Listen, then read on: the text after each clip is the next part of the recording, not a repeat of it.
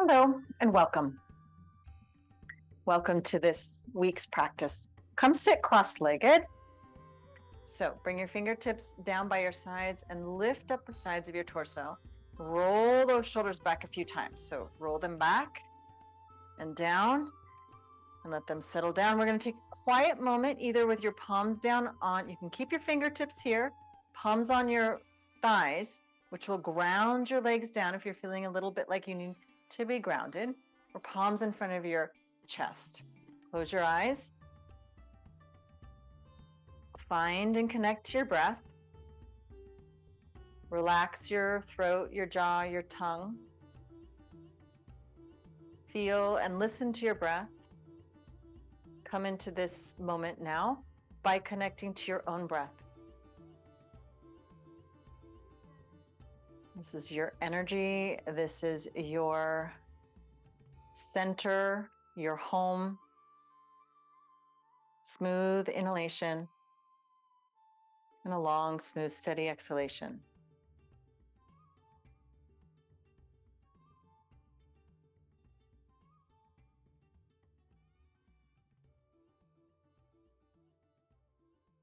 And then you can bow your head down and release your palms and open your eyes. So it's really important to start your practice by separating the moment before to actual practice of yoga, which is to connect to yourself and to your breath. Okay, now lean back and change the cross of your legs. And we're going to do some wrist circles. You can do one, let's do one at a time. So do your right clockwise, and then counterclockwise. I'm holding my forearm, and then my other arm, clockwise, and then counterclockwise.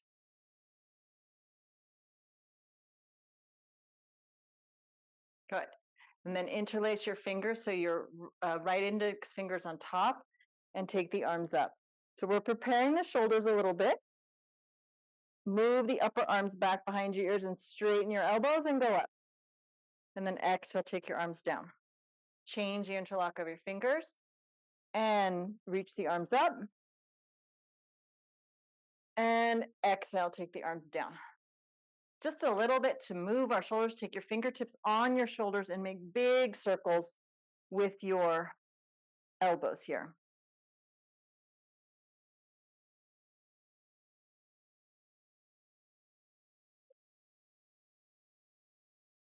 Keep going. Now go the other direction.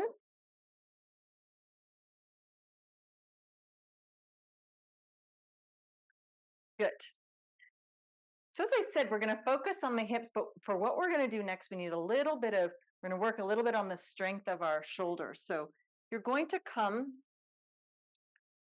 on all fours like so, and you're going to shift your weight forward and back. Just getting used to coming a little bit. I'm going to walk my heels back a little bit so that I don't go over my wrists, and push the floor away. Make sure you're not dropping your shoulders down or lifting your back up too much, but that you're pushing the floor away, arms straight. Come to have a little bit more confidence in bringing weight on your hands, and then sit back on your heels if you can. If not, just sit on the floor in any comfortable way. And for some, you want to do a few more wrist circles to release the wrist. That might be enough. Just shifting your weight forward and back. If that is too much, you're going to stand up and you put your hands on a chair or a table, right? So you want to build up some strength in the wrist, but you don't want to overdo or underdo. But I'm going to move ahead. So those that was good, you felt that was okay on your wrists. The next thing you're going to do is you're going to bring your right leg forward and back, and then your left alongside your hand or wherever you can bring it, and keep going side to side. A couple more times. Push the floor away. And on your last side, your left side, sit back down on your heels or sit comfortably. If you need to circle your wrists, And that relieves it. We'll just stick with wrist circles today. Now, I'm moving forward in terms of difficulty. So you're going to shift your weight over your hands. You're going to lift your knees up. You can always repeat what we just did. And then bring your right leg forward, left leg forward. So you can join me whenever you're ready. And push the floor away. You'll feel your shoulder girdle, all the muscles around your shoulders, also moving your legs and your hips. And finish on your left side and come sit back down. And again, some wrist circles. And go the other way. Whenever it's too much load on your arms or your hands, you lift them up, you raise them up. You have yoga bricks or chair or table. All right, so we're progressively moving on. If it's too much, you repeat what you just did or raise your hands up. Let's start off the right leg forward, bring the left knee to the floor. Let's do that first. And then change, right knee on the floor, left knee forward. And then change. There's always a progression to these, and there's always something to do, right? And on the left side, finish, come back, sit on your heels, interlace your fingers, extend your arms up in a pose. The arms are called Barangulyasana, bound fingers. Angulis are your fingers. Change across of your fingers and extend your arms up. Try to pull your fingers apart and reach the heel of your hand up. Release the arms down. Now, we're going to straighten the back leg, which looks like this. I bring this, start with the heel on the floor, and then I'm going to move my right knee forward as I extend the left leg back without lifting the buttocks up. That stays down. I'm going to straighten my knee. Okay, you can join me here. Right leg forward. Start with the knee bent, and then extend your knee away from your heel. And change. And change. Can you or straighten your back leg more?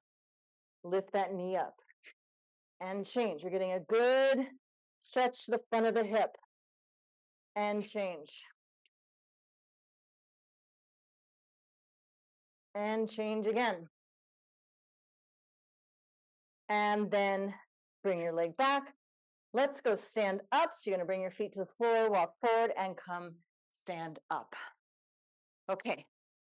Now we're going to do something else to relieve the wrist, which is our swing. Something we do often in our classes is to swing the arms from side to side to release tension in the arms. This is something you want to start incorporating into your day, in between assignments, on your breaks, simply swinging your arms, letting your hips swing, look past your back, your shoulder, as you look over your back shoulder. This is giving you a nice twist and releasing tension out of the arms. Okay, now come back to center. Okay, we're going to do a stability for the legs. So I'm going to show using a block. If you have one, great. If not, that's okay. You might have something else that works, but you're going to bring your right leg up, hip height, and then you're going to circle your foot around. And it's really not the hip that's moving, and it's not this movement, nor is it this movement. You see my foot's moving. It's my knee. It's just my knee swinging my foot around. Whoop, I lost my balance. And then we'll do the other side, and we'll also go the other way. So you can do this with an imaginary, but if you have something that's appropriate for your height, you don't want to be too far away. You don't be too close. Ready? You're going to lift up your leg and then circle your foot around. You're circling your knee around. You're going to feel it in your hips. You're going to feel it. You can take your arms out to the side to balance. Don't touch anything though. It's the whole point. Keep your knee high. Keep your thigh around your hip height. Come down and change to the other side. So you're going out, taking your little toe out. And definitely feel the difference between two legs.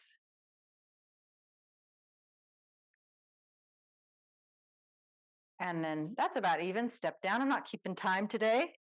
And now you're going to come to your other side, and now you're going to take your foot the other way. So big toe towards you, little toe towards the brick.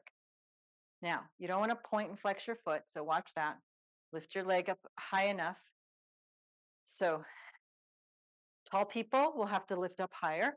Shorter people, like you can see me struggling, will have to maybe have a lower height. 2, 3, 4, 5, and now bring that leg down. And we're going to change the other side. I lift my foot up and circle.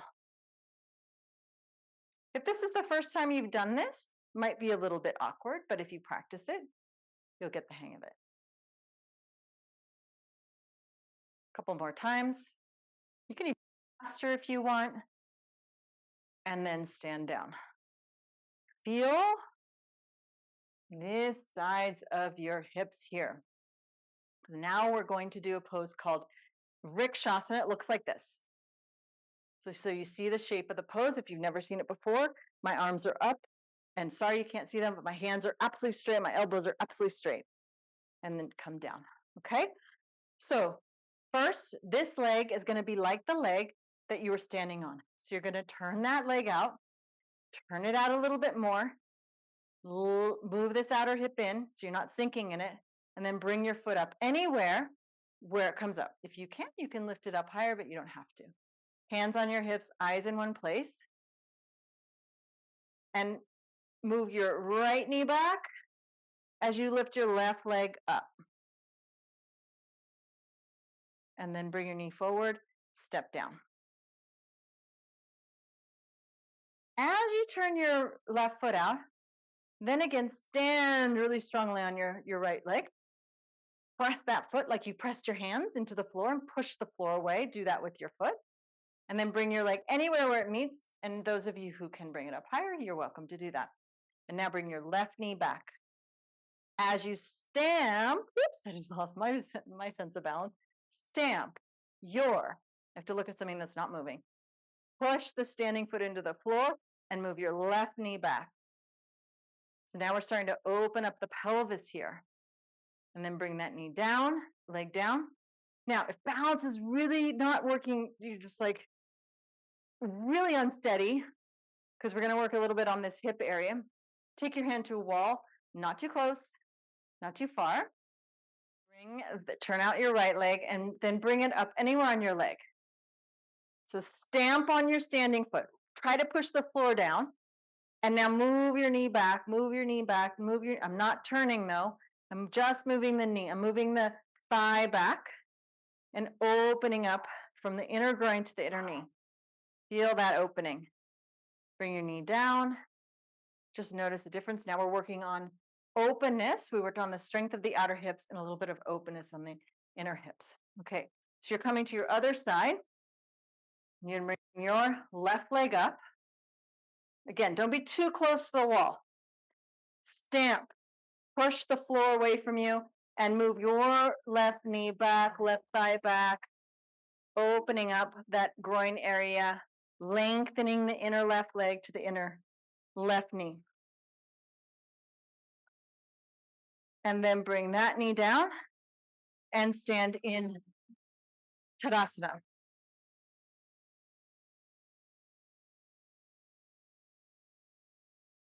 Now, we're going to do this one more time with your back against the wall.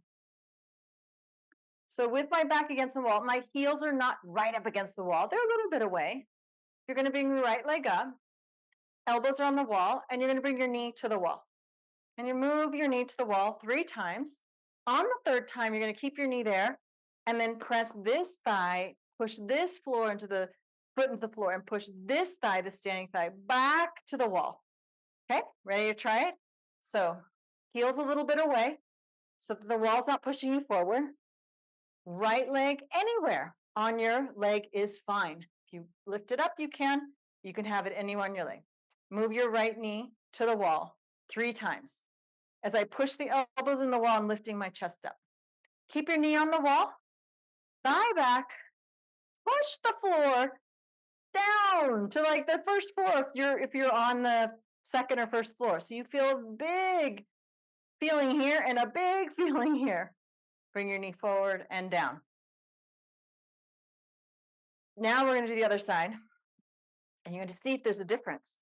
Bring your left leg up, elbows on the wall. If you're falling forward, come a little bit more away from the wall. Okay, and the left knee comes to the wall. This is my harder side. If it's a little tight, I know there's a sensation there. It's not super pleasant, I got to tell you. But if I move this leg, it will get better. It's a tightness that gets better with movement. And then bring your left knee to the wall, stamp your right foot down as if you're pushing the floor, whether to the first floor or whether to the core of the earth, and keep extending the left knee to the wall. Bring your foot down, stand down, take a nice inhalation, exhalation, breathe with the legs together. Our next pose we're going to do is called Utthita Trikonasana.